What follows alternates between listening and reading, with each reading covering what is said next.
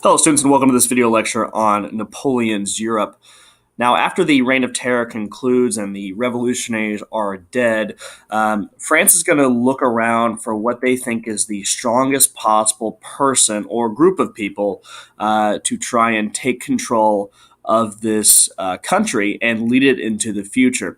As we stated earlier, the central problem seems to be the fact that there is a lack of leadership at the top that's looking forward 10, 15, 20 years and saying, you know what, this is what France is going to look like in the future, and I can help us get us there.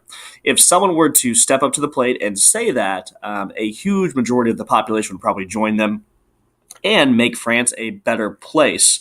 Luckily for France, there has been someone like that all along. He just was kind of obscure and out fighting the wars of France when really no one knew where he was.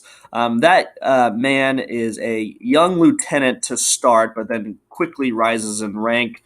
Napoleon Bonaparte. And over the course of the French Revolution, look, from 1793 all the way to 1798, 1793 is the very early years. That's when we're talking about just after the storming of the Bastille and the end of the monarchy, all the way through the modern era.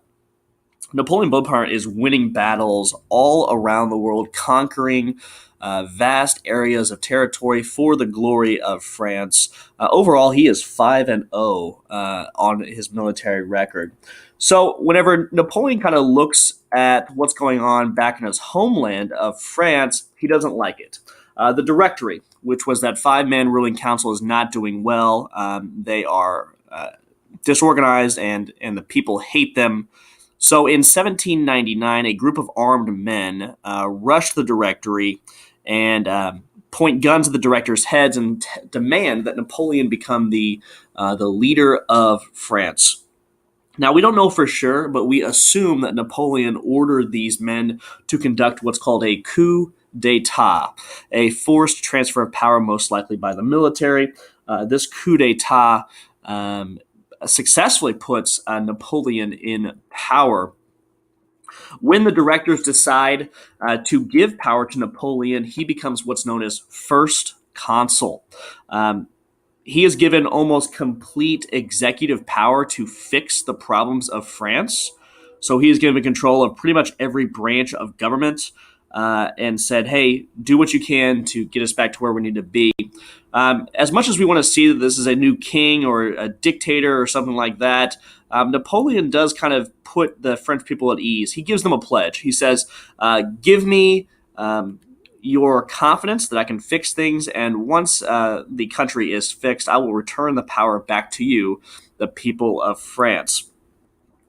And so he solidifies his power as kind of the ruler of France. Over the course of the next year or so, he will continue to accumulate power, and eventually he will be crowned emperor of France. Interesting story here that we'll go more into whenever I'm back in class. But the Pope is actually going to arrive to crown him the new emperor of France.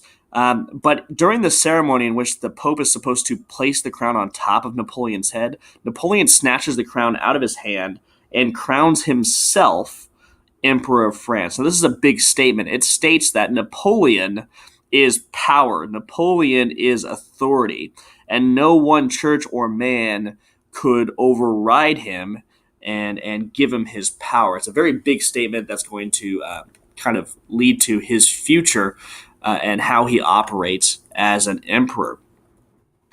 Post crowning, Napoleon's going to get to work in what his true mission is. He believes that France is the strongest country in Europe, and France could, if it wanted to, conquer all of Europe.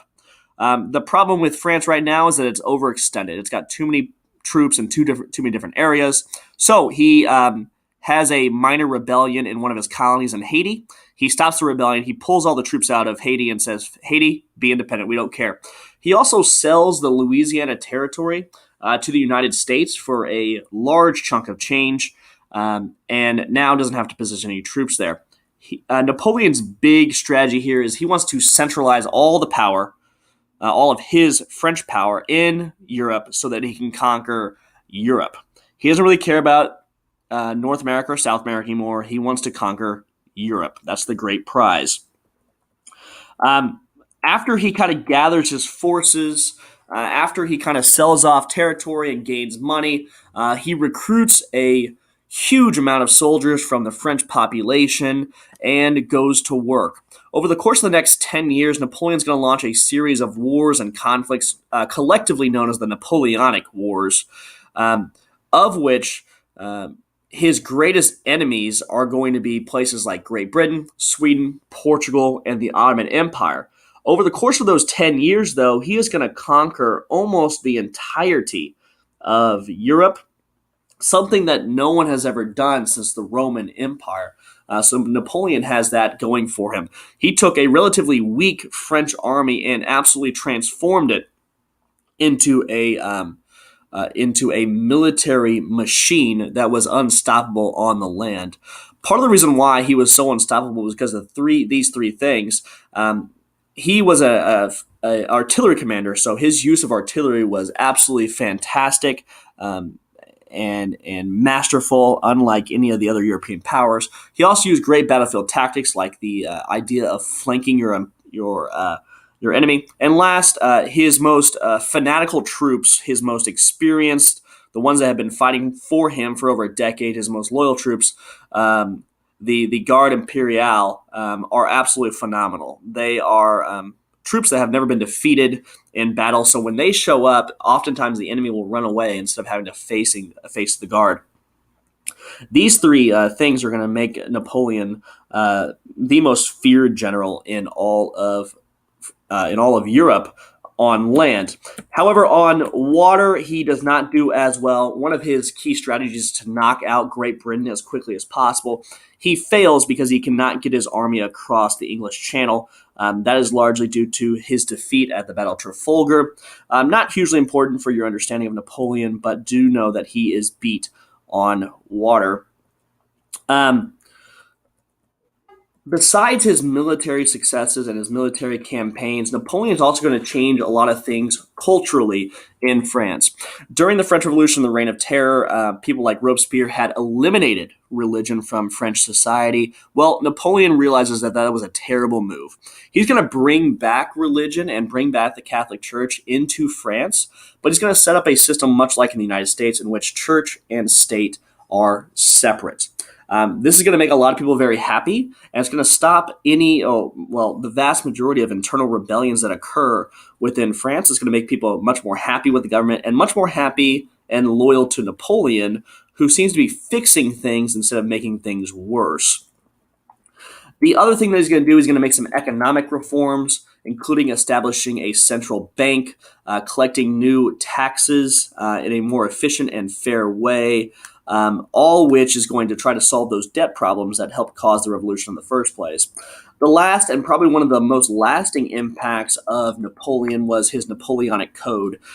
His ministers and everything like that went through the legal system, all the laws and regulations of the country, and essentially tore them all up and rewrote them so that they were completely fair and equal to everyone. He also established something known as the meritocracy, in which you are granted jobs based on how good you are or how qualified you are, instead of based on who you knew. The big point here is that very bottom point in red. It made laws uniform for all French people, something that people had aspired to during the early parts of the French Revolution, but never really could make it until Napoleon's time. Napoleon's going to leave a legacy in France. He's going to keep the basic tenets of the revolution, including giving France a representative form of government and equality under the law. Lastly, France is finally going to restore its pride and unity within its country, and they're finally going to start winning again. When they start winning, they start feeling better about their country. When they start feeling better about their country, they feel more powerful and noble. That in itself is going to cause France to kind of rise in rank and become a very strong and powerful entity. On our next lesson, we're going to figure out about how Napoleon is eventually defeated, but just know for about 15 years, Napoleon is going to be a master of war, and he's going to be a very powerful entity in Europe. That's it for now. Stay tuned for the next video lecture.